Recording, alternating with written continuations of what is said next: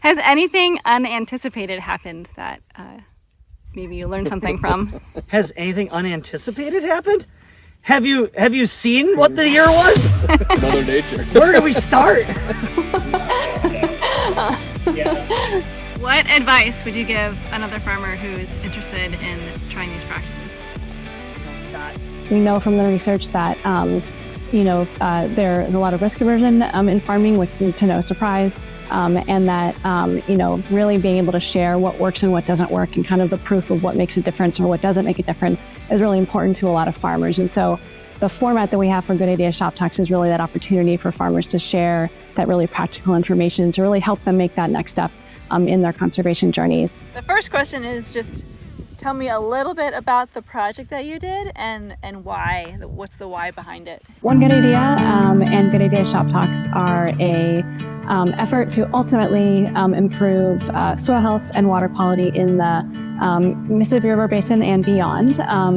But we are doing that through facilitating peer learning among farmers, so farmer-to-farmer learning.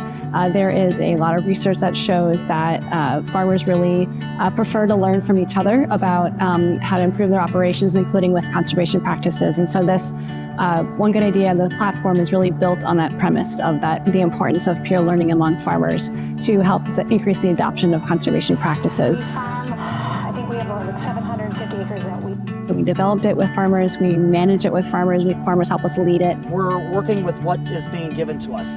We're taking a species and we're taking a landscape that's not conducive to wildlife. It's definitely not conducive to grain or forage production. And we're giving it a fresh new look. And this new look is going to enhance all the flora and fauna that you can think of. I belong to the Watershed group, and that's where we connected with plan for a buffer. For the project that we did here, we wanted to slow water coming down from the neighbor's corn. Farmers are really learning together about how to make these practices work on their operations. So my family has always been conservation minded. Some farmers have been doing these practices for years, and they learn through their successes, and they're able to share what they're learning with the farmers who might be just getting started in these practices and maybe have a little bit more risk aversion. They can really learn from their peers on what has worked for them. Having clean water is important to us as farmers. There is a need for more data on what is working and not working in farmer engagement, and so the FAR funding really gave us that opportunity to try out some methods that are sort of innovative in how we reach farmers, and to see what's working so that we can learn and then share that out with the rest of the conservation community.